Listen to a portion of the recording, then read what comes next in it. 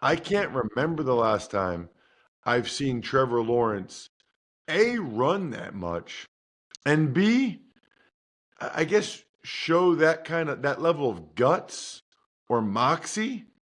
You're tuned in to the Ross Tucker Football Podcast, guiding your gridiron journey, none other than your host, former NFL lineman, Ross Tucker.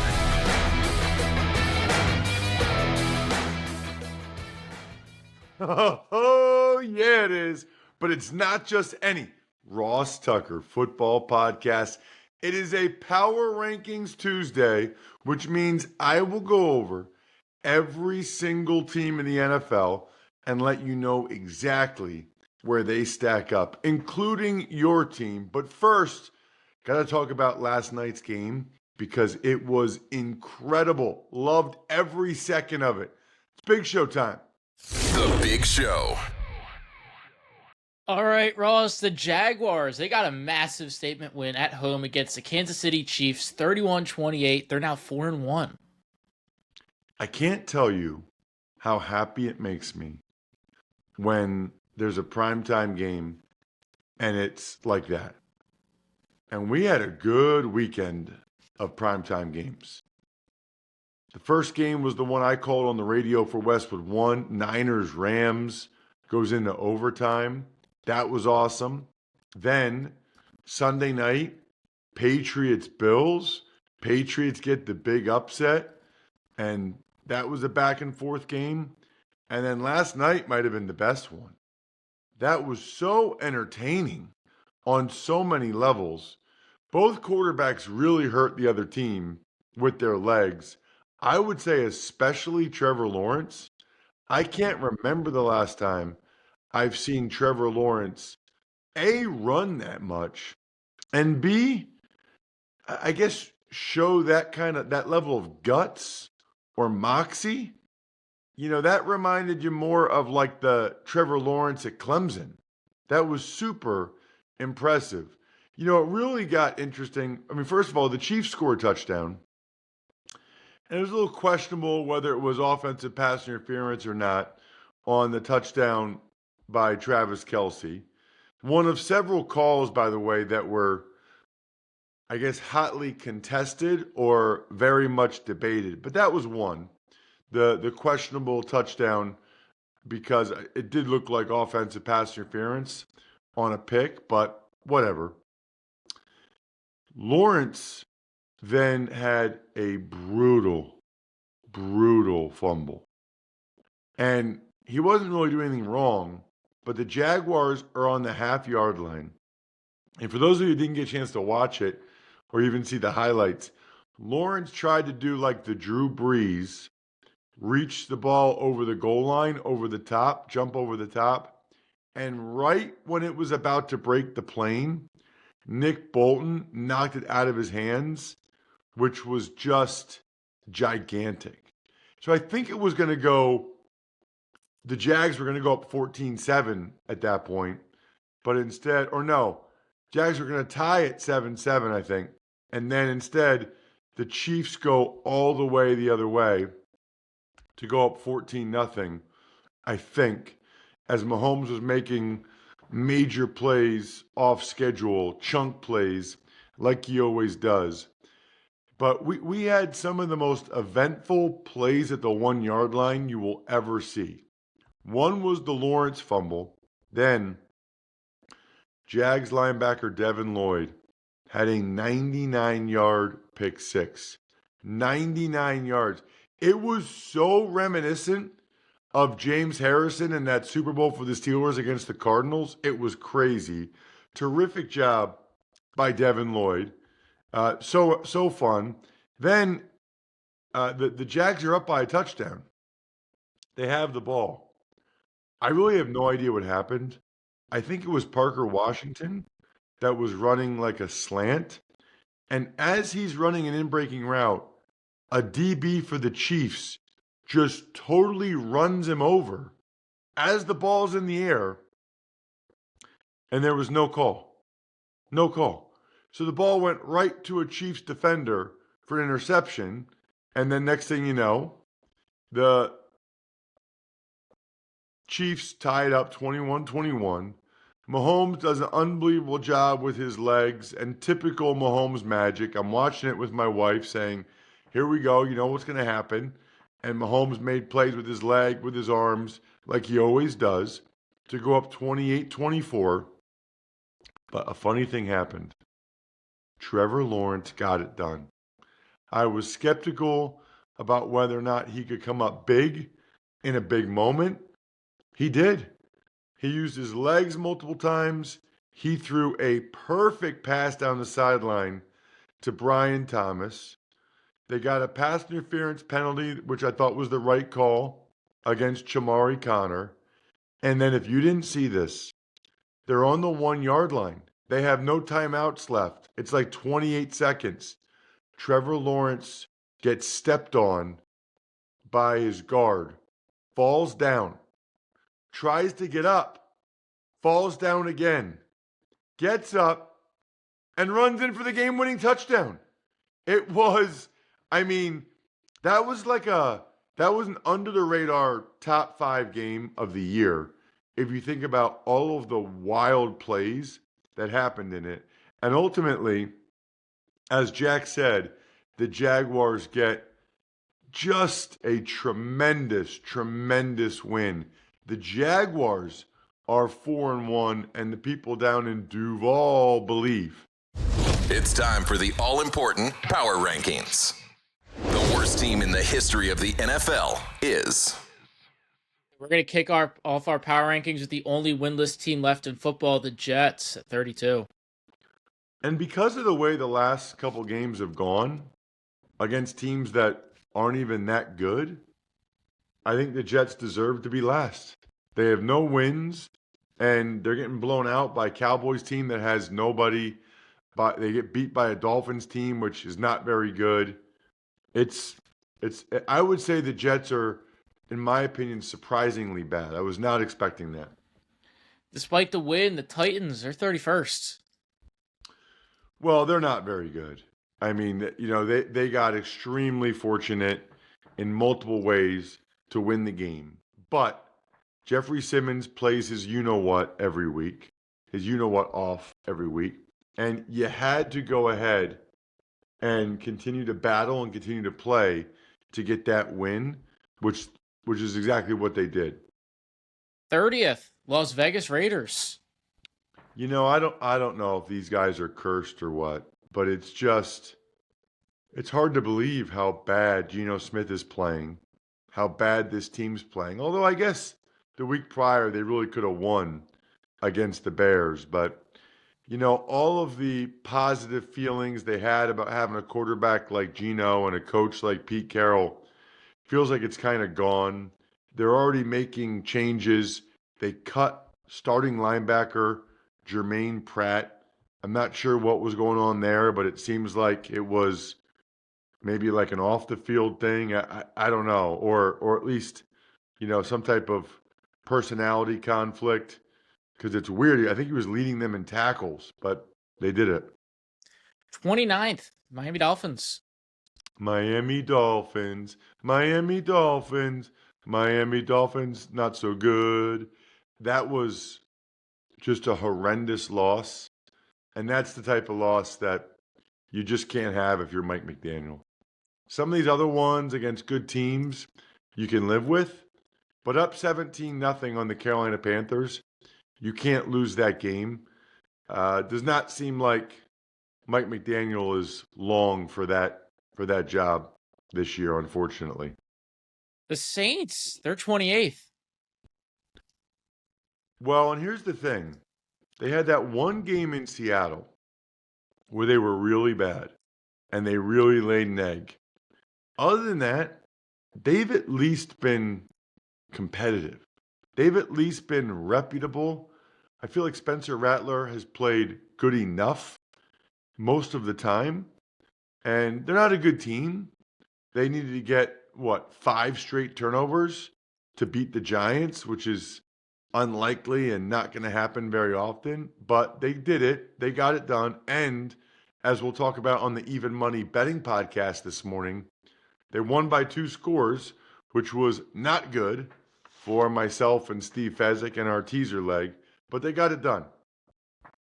27th is the Carolina Panthers. Doesn't feel like they're very good, does it? They kudos to them for Rico Dowdle playing that well. And I mean, he was a man possessed. He could have been the 11oaks.com/Ross, 11oaksfarms.com/Ross. He could have been the hungriest performance because that was super impressive from him. But I gave it to the Titans. But that was, I mean, he's the primary reason they won the game. Giants, they're up next at 26. Wait, what? How are they ahead of the Saints? I'll tell you how. Giants have a pretty quality win over the Chargers. And, yes, the Giants lost the game, and the Giants turned it over 5 straight times, but they're better than that, right? That's not who they are. And they probably had a great chance to win the game if they don't turn it over 5 straight times. Love what I'm seeing from Scattaboo. See some good things from Jackson Dart. So they're a bad team, but they're one of the better bad teams. Up next at 25 is the Cincinnati Bengals. So their head coach, Zach Taylor, intimated at potentially considering a quarterback change. I don't even know. I'm trying to remember who the other guys are that he brought in. I don't even know who else. They brought in 2 guys at the same time. It was like Ritter. an older guy and Sean Clifford. I'm going to pull it up real quick. The older guy is, they've got Brett Rippon there. And I think they have 2 more on the practice squad in Sean Clifford and Mike White. I don't think he's gonna make a switch to Brett Rippon, but maybe. Stay in the AFC North at the Browns at 24.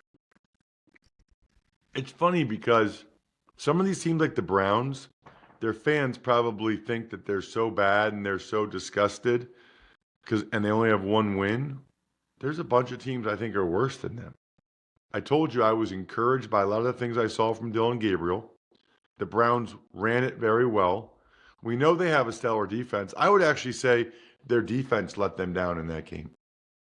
With as good as their defense is and as banged up as the Vikings O-line was, that's a game that you need to win if you're the Browns defense. You need to close that game out.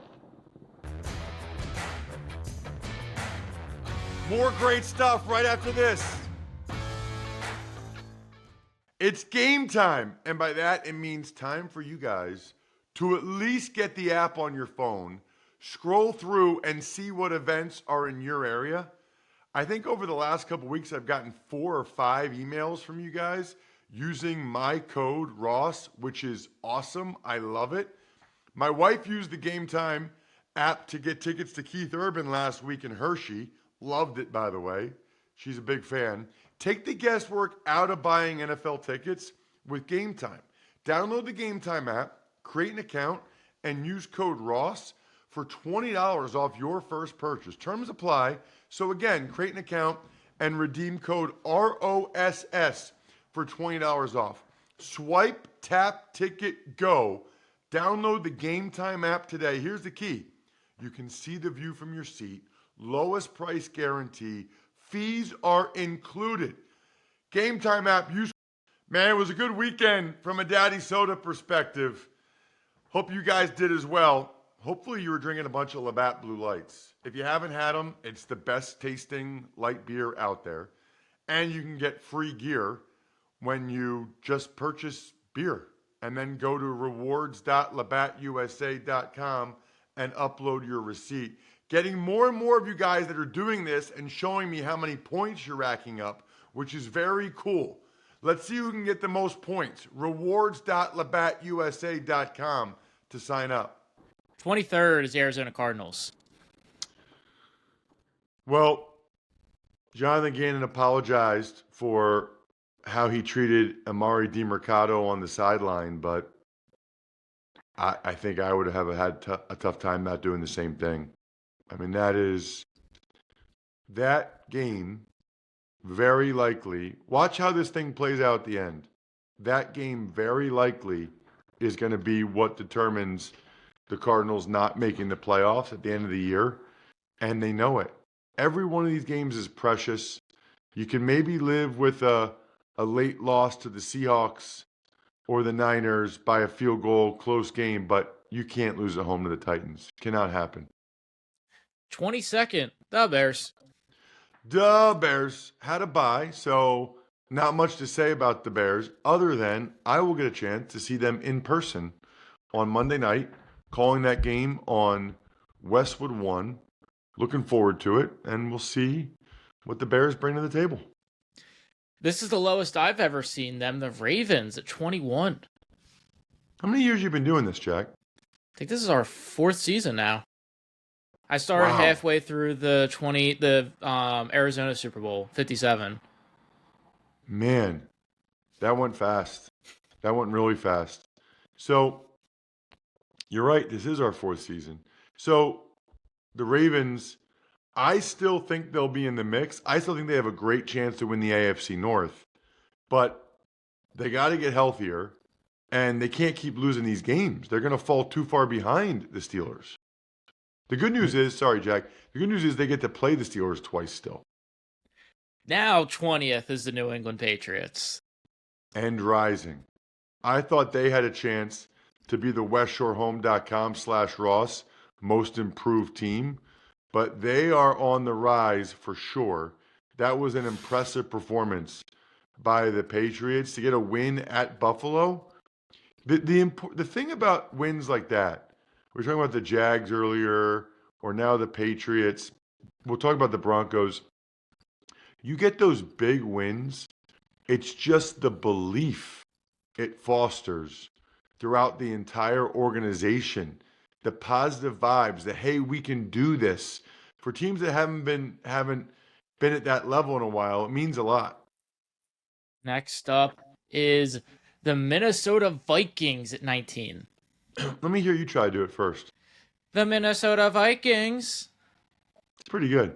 It's pretty good. The Minnesota Vikings. New man on the Minnesota Vikings.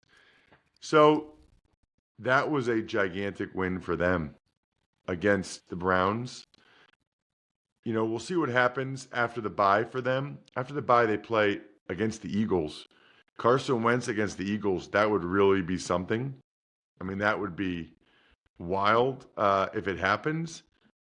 But for him to get them that win against the Browns in that fashion, not all wins are created equal. You get to come from behind and win against maybe the best defense in football with your backup quarterback in Europe. That is just immense. Team I'm rocking this episode is the Atlanta Falcons at 18. Is that a Tony Gonzalez jersey? It is a Tony Gonzalez jersey. I'm not a fan of that. I'm Why? not a fan of, like, Tony Gonzalez is a Chief. Tony Gonzalez, like, he's known as a Chief. I know he played however many years at the end for the Falcons, but I don't know. I think it's weird. I get it, but I feel like if you're going to have a Tony Gonzalez jersey, you should have a Tony Gonzalez Chiefs jersey. But you do it more from a fashion perspective, right? I like the look of the jersey, but he also got like a first team All-Pro in Atlanta. It's not like it was like Raiders Jerry Rice or like Titans. No, but also that's you. You liked having a Tony Gonzalez Falcons jersey as opposed to a Chiefs jersey. You like the uniqueness of it. Correct. Anyway, they had a bye, so there's not much to say. They play Monday night also. 17's the Cowboys. Thoroughly impressed by two people. Dak Prescott, Brian Schottenheimer. For them to be down 4 starting linemen to get a win on the road, how good the offense has been, really in every game other than that Bears game for some unknown reason. It feels like the Cowboys have a chance to be in this thing until the end. Halfway mark is the Chargers at 16. San Diego Superchargers, San Diego Chargers. Go, Chargers, go. They're falling fast. A couple weeks ago, they were 7th. And now, even more bad news, their star rookie running back, Omarion Hampton, is going on IR, which means he's out for at least 4 weeks. So that is problematic. Very, very problematic because Najee Harris was already out. So now it'll be Kamani Vidal. It just, I hate these teams that get so beat up it affects their season this greatly. 15, Houston Texans. Second week in a row, the Texans are making major, major moves up the rankings. And now they kind of have their swagger back. They believe after that fourth quarter against the Titans. I know the Ravens were beat up, but to score on 8 straight possessions or whatever it was, some of those throws from Stroud, the AFC South with the Jaguars, Texans, and Colts going to be a handful. 14, Steelers. They had a bye, so not much to say other than it was a good bye because all the other teams in the division lost. And so the Steelers, if they just play 500 ball the rest of the year, they probably win that division. 13, Jacksonville Jaguars. Already sort of spoke about the Jags. That Liam Cohen, this era has gotten off to a wonderful start. It's hard to believe their only loss was at Cincinnati in the game that Burrow got hurt. That they lost that game. Otherwise, they'd be undefeated. The flip side is they have had some really good turnover fortune, but that counts. That matters. 12th is the Washington Commanders. Bill. What's Bill's real name? I know his last name. It's Ja'Cory Krosky Merritt, I think. Yeah, Ja'Cory Krosky Merritt. Gonna get a chance to see Bill in person Monday night. Commanders. Bears. That was an impressive win for the Commanders. To go to the Chargers and win by 3 scores like that, getting Jaden Daniels back obviously gave him a boost. 11 is the Niners. 49ers have been so resilient, so impressive, despite all these injuries. Got a little extra time to heal and prepare, maybe get some guys back.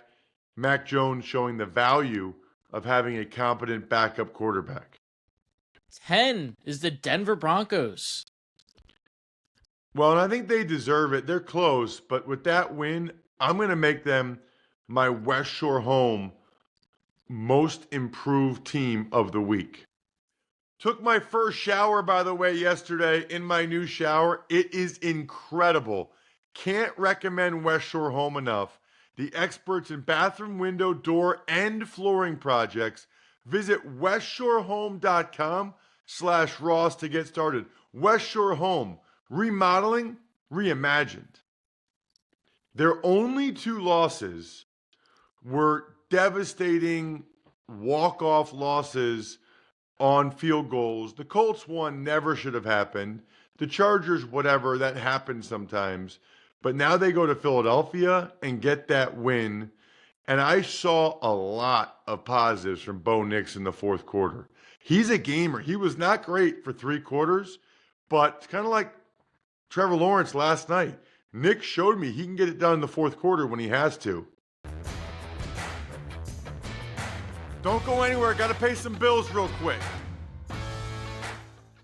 It's funny, Jack. I've had, several people, and I've talked about it, come over to do work on the house recently. More and more of these guys are wearing Brunt workwear, which makes all kinds of sense, right? I mean, I know you got a pair. I got a pair. We'll talk about that in upcoming weeks. But these are the work boots that you want. Brunt was tired of the workwear brands out there cutting corners. You guys work too hard to be stuck in uncomfortable boots that don't hold up. So here's what they did. They built something better. Boots that are insanely comfortable and built for any job site.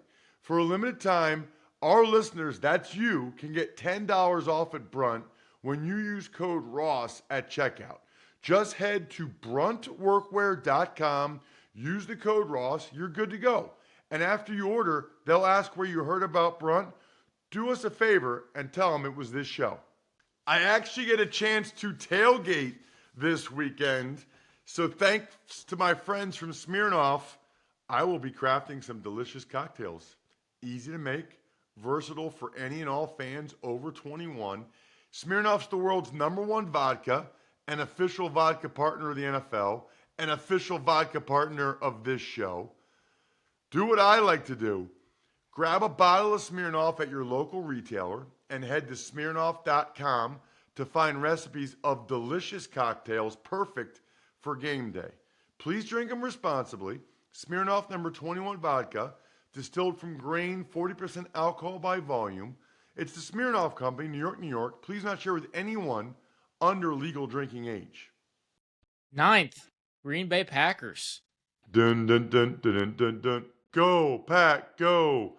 They had to buy, not much to say, other than they better have figured some things out, because that last game before the bye against the Cowboys was ugly. 8 is the Seattle Seahawks. I didn't drop the Seahawks at all just because they lost a thriller to the Bucs at home. I still think the Seahawks are a very solid squad. 7 is the LA Rams. So the Rams dropped a couple of spots primarily because they now are like finding ways to lose. If they had better field goal PAT protection, you could argue they'd be undefeated right now because they had blocked kick attempts, not far kick attempts, in both their losses. 6, Kansas City Chiefs. I didn't drop the Chiefs because I don't really feel any differently about them. Now, I do think their performance by their defense was a little bit surprising. I would expect more from Spagnuolo's defense. I'm a little surprised that the Jags' offense was able to score, 24 points in that game. Obviously, the Lloyd interception return doesn't count. But the offense looks better to me. The Chiefs' offense looks better, which was the biggest concern. 5th, Tampa Bay Buccaneers. Baker Mayfield's probably the MVP of the league to this point, and the Bucs have had a terrific start to the year. Only loss was to Philly, and they had a blocked kick return for a touchdown in that game. The Bucs, even with the injuries, they're going to be a force to be reckoned with because they're going to get healthier everywhere. 4th, Buffalo Bills. Bills dropped a couple spots because they hadn't really looked all that impressive in their wins against bad teams. Jets and Dolphins and Saints. You could kind of tell it felt like something was a little bit off, and, well, it was. And they showed it in that loss at home to the Patriots. 3rd, Philadelphia Eagles. Eagles, Eagles. It's interesting because it feels like the Eagles won some games that they very easily could have lost, and then they just lost a game to the Broncos that they were up by 14 at home, very easily could have won. I think they're still solid, and I imagine they'll get back on track Thursday night against the Giants. Good news for the Eagles is being able to have a short week and hopefully get that bad taste out of their mouth ASAP. 2nd, highest I've ever seen them, Indianapolis Colts. The Colts, they're this good. They deserve it. I mean, they are blowing teams out. And I don't care who those teams are. That's super hard to do in the NFL. They did lose their kicker, Spencer Schrader, for the year, and he had been really good for them, so that's not good. Even their loss to the Rams was the 2 A.D. Mitchell plays. I'm believing what I'm seeing from the Colts. Ross's number one team, which is totally meaningless, but it's fun and will get many of you incredibly annoyed, is... And number 1 is the Detroit Lions. They are my Smirnoff number 1 ranked team this week. Presented by Smirnoff, the official vodka sponsor of the National Football League. Smirnoff, please drink responsibly. The Smirnoff Company, New York, New York. Vodka, 40% alcohol by volume. Kind of hard to believe that the Lions are back at the top after that Week 1 debacle against the Green Bay Packers, but they've been that good. They've been that impressive. Now they're losing Terry and Arnold, their corner, for a while, according to head coach Dan Campbell. So once again, the Lions are going to have a bunch of injuries to overcome, but right now it's looking like they can do it. Other than that, Even Money podcast today. I think we're done here. Thanks for tuning in to the Ross Tucker Football Podcast. Make sure to also check out Even Money, Fantasy Feast, and College Draft, all on the DraftKings Network, YouTube, or subscribe to the podcast on your favorite platform. Shout out myfrontpagestory.com. It's the biggest month for weddings, which means it's the biggest month for anniversaries, which means it's the perfect month to get her the best anniversary gift she's ever gotten. myfrontpagestory.com.